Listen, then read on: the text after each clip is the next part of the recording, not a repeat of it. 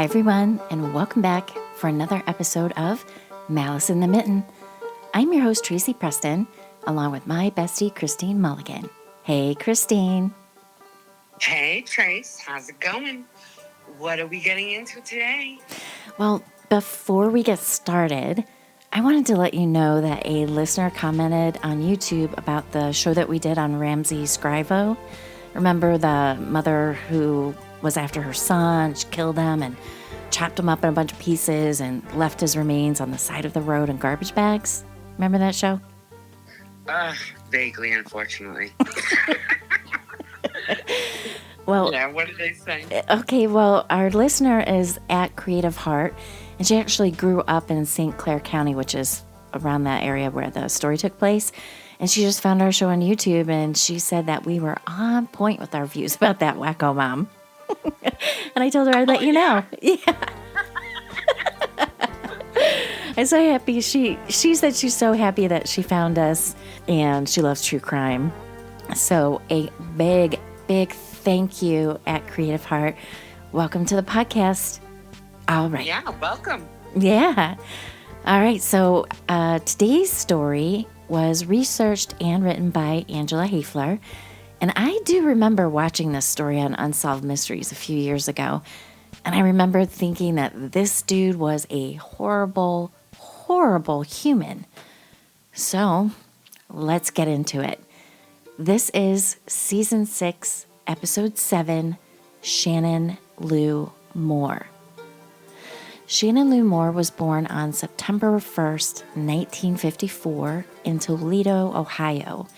Her father, Robert Edward Mohr Sr., and her mother, Lucille Irma Abrams, they were both 27 years old at the time of her birth. At 25, Shannon thought she had met her dream man in 35-year-old David Davis. She was drawn to his good looks and compelling life story, which included being orphaned, serving in the military, and working as an international property developer. And I'm just going to say, come on, that's just too much. Yeah, that sounds interesting. So we're going to find out a lot about this lion conniving David Davis. His name alone is like a little bit of a small little tongue twister. David Davis, or like a stutter or something. I'm not sure. David Davis. I'm immediately struck with David Davis. I feel like even his name alone is a little bit sus. Yeah, total sus. Too good to be true, girl. All right. After only 7 weeks of dating, Shannon and David eloped in Las Vegas. Initially disapproving, her parents, Lucille and Bob, soon warmed to the charming son-in-law. Lucille fondly remembered Shannon's affection for Davis, saying, quote, "She would sit on his lap and say, 'Isn't he neat, Mom?'" Bob admired Davis for being a man's man who loved hunting and fishing, expressing pride in having him as a son-in-law. Little did they suspect that after just 10 months of marriage, their daughter would be dead. And it would take 9 years to bring their son-in-law to justice for her murder. Shannon Mohr died on July 23rd, 1980, in what initially seemed like a horseback riding accident. The circumstances were unusual.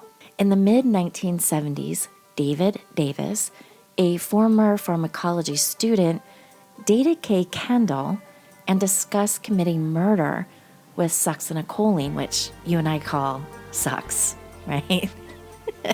Now, this is a paralytic that causes suffocation if injected without someone being intubated, calling it the perfect crime. In 1978, he obtained a false identity as David Meyer Bell. He proposed to Kendall, but she declined, ending their relationship in April of 1979. During that month, David initiated a serious relationship with Jean Holman. After approximately 1 month, the couple engaged in discussion about marriage. Why is this guy so hot to marry people? So we can kill him? Yeah, probably. It's a good cover. Especially back in that day, once you married somebody, if the girl disappeared and became a housewife, nobody thought anything of it. So keep him to himself. Marriage was the best form of imprisonment. So true. All right, well, David proposed the idea of marrying in Las Vegas, but Miss Homan expressed hesitation. The topic of marriage was revisited again in July of 1979, yet Miss Homan remained uncertain. Wow, she's a lucky girl. Yeah, her spidey senses must have been tingling. Mm-hmm. Yeah, and we've talked about that before. Any time you just meet someone and they're immediately pushing to get married, you should run. That's always a recipe for disaster. Wow. I know. I guess it depends, because my second marriage happened pretty fast. I know. So I don't know if I can talk, but yes, most often in the traditional sense, if someone is pushing too much on anything, you should run. Really, not just marriage. If you feel uneasy about anything, you should run. Right, absolutely. Listen to your intuition. It's rarely wrong. All right. On August 4th, 1979, David attended the wedding of Tom and Regina Davis. Prior to the wedding, David inquired with Tom Davis about the presence of any single women attending the event. Wow. As fortune would have it, there was one, Shannon Mohr. It was at the wedding where they made their acquaintance unknown to Jean Holman. David and Shannon developed an intense relationship, culminating in their marriage in Las Vegas on September 24th, 1979. On October 2nd, 1979, they purchased life insurance policies, each with a face value of $110,000, and each person naming the other as the beneficiary. Again. What? I mean, you just get married. Let's get that insurance policy. Yeah, well, it sounds super sus now, but this is in the late 70s, right? Yeah. Yeah, that was the thing. That was like part of marriage prep. Really? Sure. Well, yeah, it was actually a thing. Like, don't you remember any of those like kind of 80s movies where the insurance salesman, like, that was the good job to have? Because that was when the whole insurance scam started really taking off. Oh. And I call it a scam because we all are well aware now that insurance companies like to take your money, but they don't really like to pay out. Yeah, and if they ever pay you out, they make you pay more money. Yeah, exactly. It's crazy. Bastards. It's crazy, but it's like we all have to have it, right? Yeah, exactly. But at the same time, that's when it started, and that was, people used to do things like that. So I'm not saying that wasn't part of his suspicious master plan, because it does sound super sus. I just like to try to put myself back in the time that you're thinking of, or that you're telling me about, and say, like, well, was that common? Was that super, does that stand out for that time frame? And just buying insurance policies when you first get married, that's kind of like planning the nursery when you first get pregnant. Like, people just start doing those kind of things. Gotcha. Let's buy some china and an insurance policy. Exactly. It's just like getting china when you get married. Do any of us actually use that crap? I still got mine. I never use it. Nobody ever uses it. It sits in a cabinet. Exactly. It's just wasted tradition. It's hysterical. There's so many normatives that we do as society or Americans or whatever culture we're in that just don't make no sense. All right. The policies contained double indemnity clauses for accidental death. Shortly before David married Shannon Mohr, he informed Jean Holman that he could not see her for about a year and that he was involved in something dangerous that he could not disclose. He mentioned... Okay, well, right there, that's the writing on the wall that this whole thing is planned. Exactly. Exactly. Okay, I'm sorry I interrupted. Go ahead. He mentioned to Miss Homan that it would appear that he was married and she should disregard any reports about him in the newspapers. Miss Homan believed David was working for the government. About a month later, David resumed his relationship with Miss Homan without informing her of his marriage to Shannon. During this period, he told Miss Homan that the government would pay him approximately $250,000 for his classified work. In June of 1980, Miss Homan inquired about the duration of his secret government assignment, and David responded that it would continue for 3 or 4 more weeks. Following his marriage to Shannon, David acquired 2 horses, which he maintained on his farm. On July 23, 1980, David and Shannon rode the horses to visit their neighbors, the Britons. David did not permit Shannon's nephew or his dogs to accompany them, nor did he allow the Briton's son to ride back with them, despite this having occurred previously. After visiting the Britons, they rode off through a small wooded area. About 25 minutes later, David returned to the Britons' farm, excited and sweaty, with blood on his shirt. He said Shannon had fallen from her horse, was seriously injured, and needed immediate medical attention. David and Richard Britton drove to the wood's edge, where Shannon lay with her shoes off, her blouse undone, and skin bluish gray. She was taken to the hospital and pronounced dead. Why was her shirt undone? It doesn't add up, does it? No. Mm-hmm. Did the horse try some hanky-panky with her? He's like, listen, it's been a minute, and I like you. Oh, God. Okay. I'm listening. Okay. Police investigating the site discovered a half-buried rock covered with blood and Shannon's untied shoes about 8 feet from the rock. Her shoes were given to her husband and have not been located since. Mr. and Mrs. Britton later returned to the scene where they noticed circular marks on 2 branches as though horses had been tied there. They also observed horse manure about 7 feet from each branch, further suggesting that the horses had been tied there. Witnesses testified that David said Shannon screamed while they were riding single file in the woods. He turned around, saw her on the ground by her horse, dragged her aside, and rode to the Britons' house for help. They also testified that after Shannon's death, David mentioned she did not have life insurance.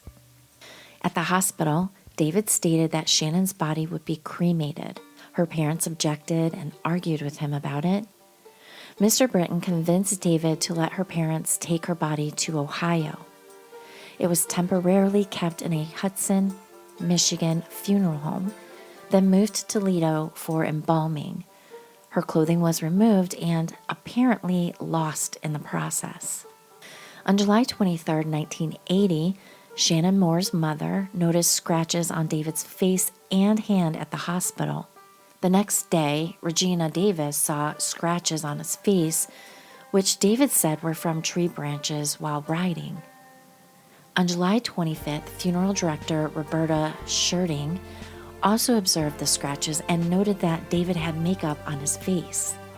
On or about July 29th, 1980, David and Jean Homan departed for Florida. They paused in Toledo, where he left her at the mall while he ran errands. He then returned some pillows to Shannon Mohr's parents at their home in Toledo and mentioned that he was going to a desert to reflect. He did not inform them that Jean Homan was traveling with him, however.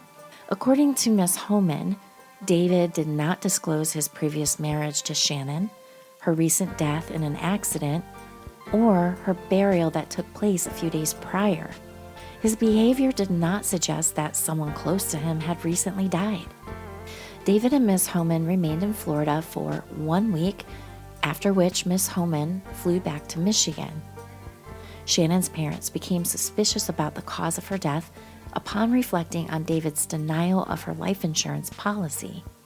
The Mohrs filed an interpleader in federal court when they found out he was trying to collect the $220,000 life insurance policy. David defaulted by failing to appear in the lawsuit. On August 25, 1980, doctors Stephen Fazekas and Renata Fazekas performed an autopsy of Shannon's exhumed body. When her parents suggested that she died as a result of foul play, the Fazekas instructed the toxicology laboratory at the Medical College of Ohio to perform a full-spectrum drug scan. Tissue samples were sent to the toxicology laboratory at MCO, which is Medical College of Ohio. Dr. Robert Forney Jr. was the director of toxicology at the lab. The tissue samples were maintained in cold storage awaiting testing instructions. Thomas Carroll, a toxicologist at the lab, did a routine toxicology scan on the tissue samples and found a significant peak on the gas chromatograph, but was unable to identify the chemical that produced the peak. Forney and Carroll then sent prepared tissue samples to other labs with mass spectrometers, including the Michigan State Police Crime Lab. None of the other laboratories duplicated or identified the peak obtained at MCO. Carroll and Forney continued their analysis and reviewed the results for possible error as a source of the unidentified peak. Michigan State Detective Sergeant Donald Brooks, investigating Shannon's death, theorized that she may have been chemically immobilized before her death. He interviewed several veterinarians who had worked at their farm, and one mentioned SCH, which is succinylcholine, or as we would call it in the unit, SUX. Additionally, Tori Abrams, Shannon Mohr's cousin, testified that in the summer of 1980, she visited Shannon at the farm. Miss Abrams noted 10 or 12 syringes band together in the refrigerator and medication bottles labeled Anectine, which is a brand name for succinylcholine, and again, you and I call it Sux. Those were seen in a freezer. Succinylcholine consists of molecules of acetylcholine, or ACH, which is essential for chemical reaction between nerve endings and muscle fibers. Sux inhibits this chemical reaction, leading to paralysis of voluntary muscles and respiratory function. When administered intravenously, Sux takes effect within seconds, while subcutaneous injection results in a slower onset. Administration of the drug can cause suffocation within approximately 5 minutes. And that was a drug we would always use in the unit, right? Boom, hit him with the Sux and intubate. Well, the reason why we would hit them with Sux is because it would paralyze them first. Correct. And that's how you get to the suffocation, because it paralyzes everything in your body, including your lungs not expanding and breathing. And that's a bad deal. The reason why we use it is right before you intubate is because you want that patient to lay really, really still while we're getting a breathing tube down your throat, because it's not a pleasant thing. If you were both awake and able to move, you would innately automatically move because you would try to be fighting us getting a tube down your throat. So that's the use of it, just in case any of our listeners are wondering. Because they're like, why would you use a drug that could paralyze and kill you? Well, it's because we're immediately going to breathe for you. Right, because we're trying to save you. Exactly. Thanks for the breakdown, Christine. I'm sure our listeners really appreciated that. When Brooks proposed the potential of Sux to Carroll and Forney, both were initially unresponsive. Theoretically, Sux should not have generated the unidentified peak on the chromatograph because Sux has a strong affinity for water and is typically not extracted from tissues where it is present. Furthermore, Sux decomposes in the body into components that are naturally found in humans.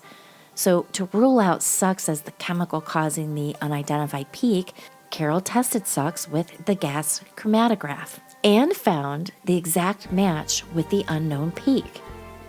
Carroll and Forney replicated this result using 5 different gas chromatograph columns in their lab. To further test the results, Carroll and Forney arranged to use a mass spectrometer prepared for the analysis of drugs in the same chemical family as Sucks at the Karolinska Institution in Stockholm, Sweden.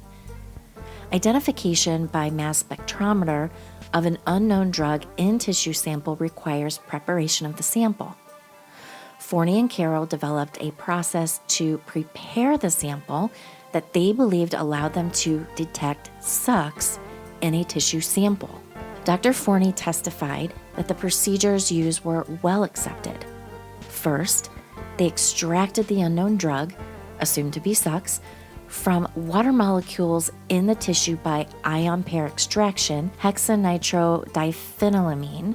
They then altered the chemical structure of Sucks using sodium benzene thiolate and washed the compound in pentane. If the unknown drug was Sucks, it theoretically would have been present after this process. Forney and Carroll performed this analysis several ways, both with and without an internal standard to control possible inaccuracies or contamination. Forney concluded from the test results that pure Sucks was present in Shannon's body. A second autopsy of Shannon's body was performed to locate the injection site of the Sucks. A puncture wound was found along with several bruises located on her right wrist and shoulder.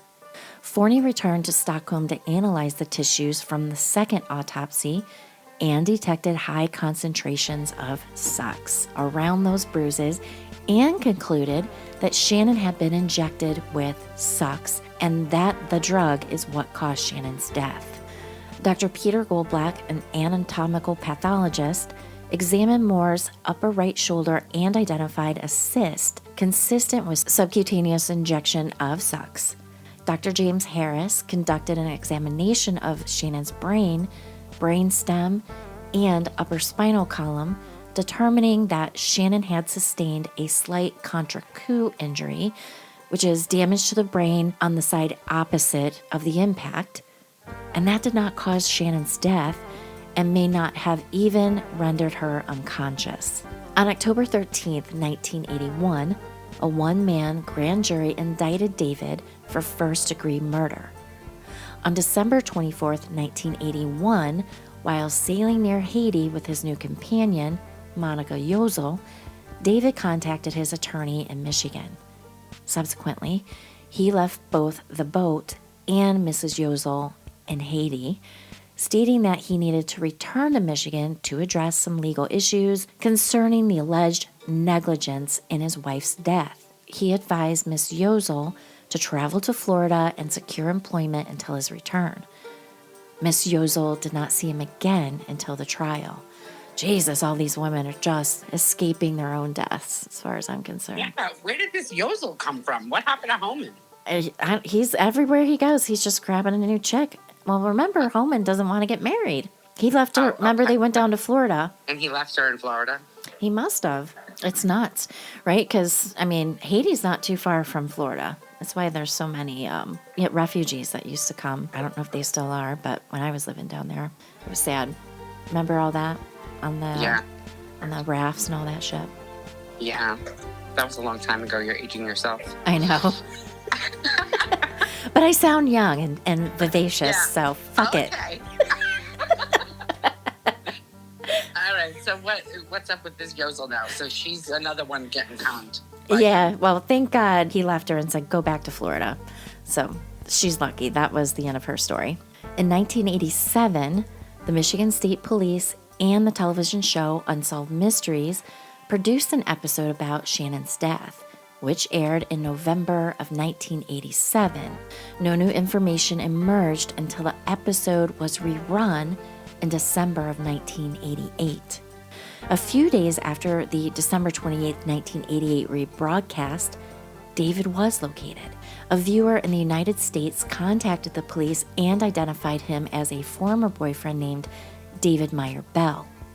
He was living in the village of Tafuna on the island chain of American Samoa in the South Pacific, approximately 2,000 miles south of Hawaii. But he sure gets around. Traveling full. Yeah.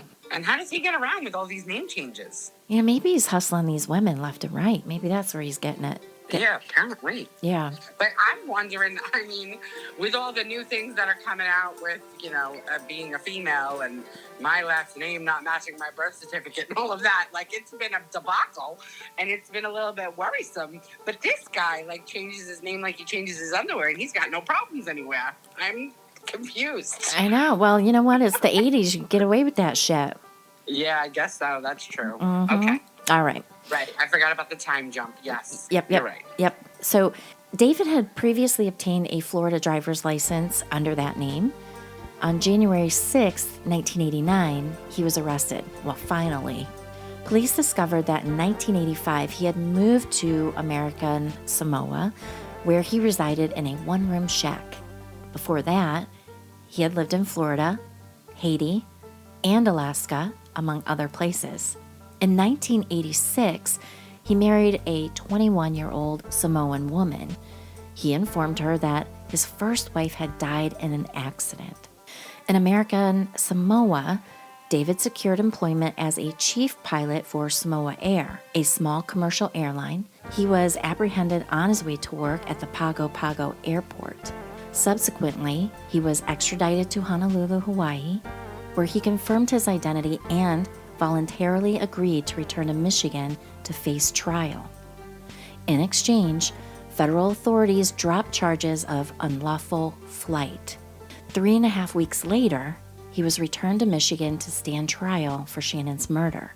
David's defense attorneys argued that Shannon's death was accidental and that the scientific validity of the succinylcholine chloride test was questionable. On December 5th, 1989, following 2.5 hours of deliberation, a Michigan jury found him guilty of first-degree murder.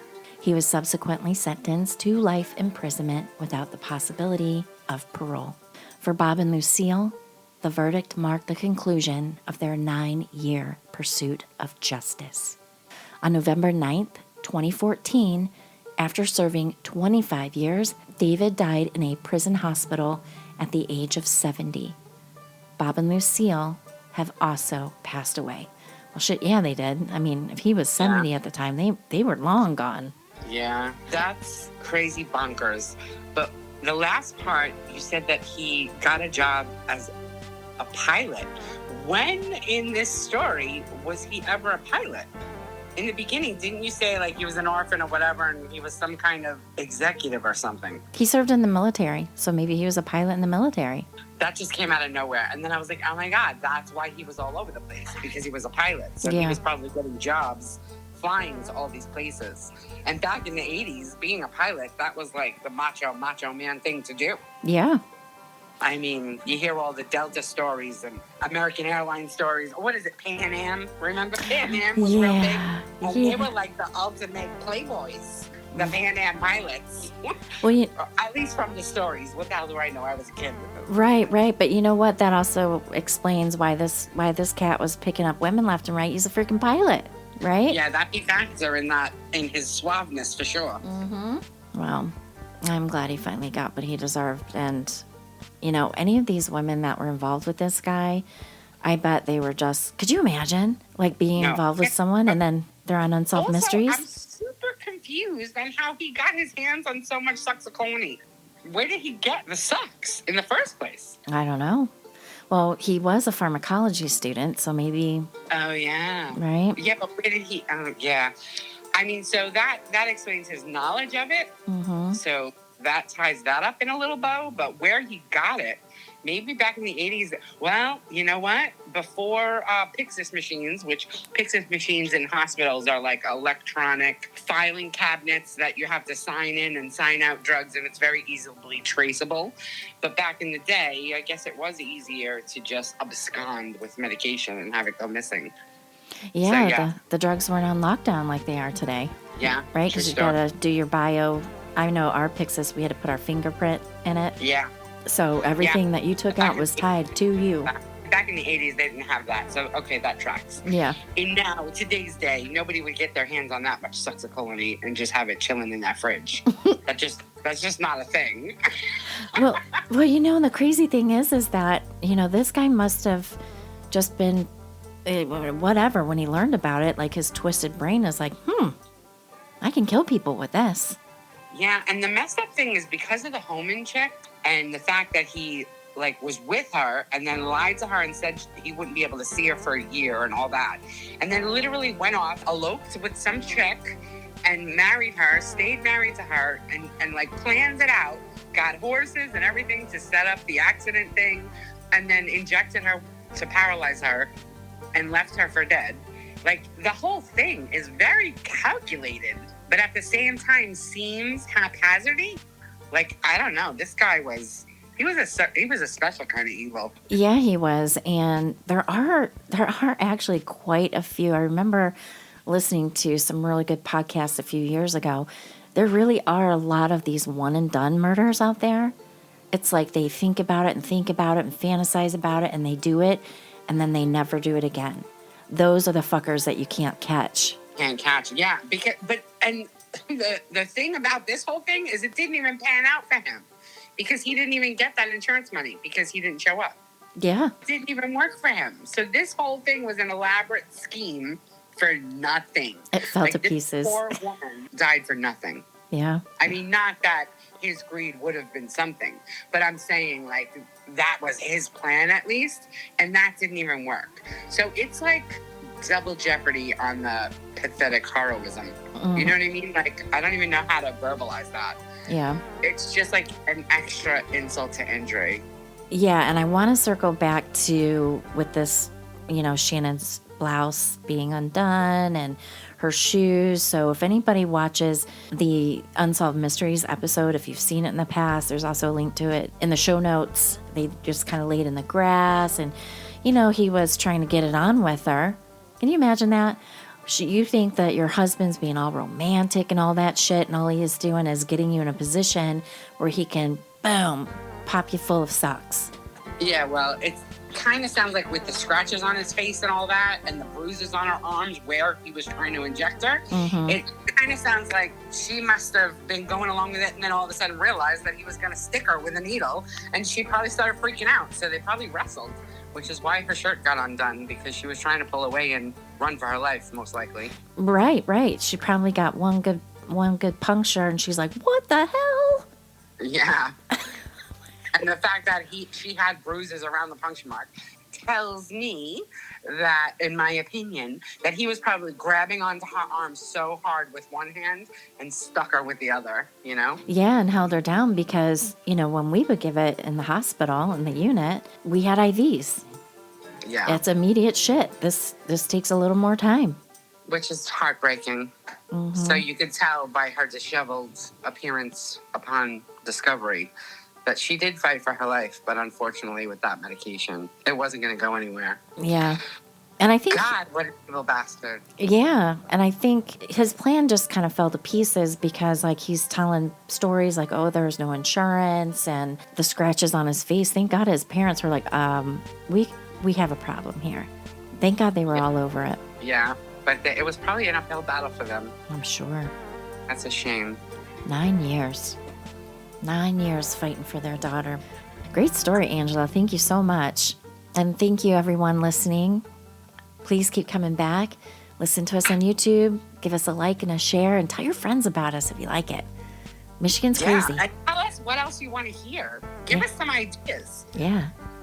Even for Malice Mondays, for Round Robin Wednesdays, or for F-Bomb Fridays. Give us some things you wanna hear about, or maybe just things you want to hear our opinions on, because I'm sure anybody that's listening, they know that I come up with some wackamamie things that just come to me from nowhere. So yeah, let us know if there's anything you want us to riff on. Yeah, and I'm gonna take Nina's line for 2025. She always says what she's gonna do is see something, say something. If you know something, say something. Yeah. Yeah, Nina is taking that wholeheartedly this year.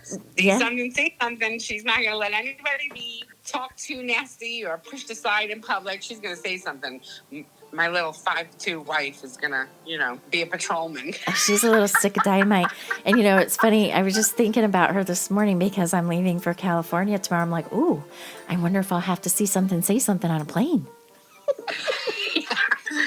Yeah, you gotta be careful that you don't. I don't know. And I keep saying this to her. Her see something, say something motto kind of skirts the whole Karen thing. Like, she is white. So sometimes if you see something, say something, please think about it first and make sure that it's not a Karenism. Right. Calculate those words. It's a fine line. Yeah. Make sure you really think about the words that are going to come flying out of the mouth. Exactly. The fine line where you actually might be the one that looks like a psycho and not the person you're saying something to. Right. You got to deliver that shit in a way that you make them think. Yeah, be careful. Don't just be blurting things out, because that's the whole Karen movement. You know what I mean? Don't just give your opinion everywhere, because nobody needs your opinion. However, if you see somebody, being mistreated, of course, see something, say something. Or if you see something that's blatantly unfair, as long as you cannot personalize it, don't personalize it too much. If it becomes about you and your feelings, then that's a Karen thing, and nobody needs any of that. Yeah, we just need to look out for one another. Defend who needs to be defended. Yes. Defense is good. Yep. Offense, no bueno. No bueno. All right. Well, thanks, everyone. We appreciate you listening. Please keep coming back. And like I said, please listen to us on YouTube, share, like, and keep coming back, because we have a lot more to tell you about. So thanks, everyone. Have a great week, and we will see you back on Wednesday for Round Robin. Have a great week, everyone. Bye. Bye.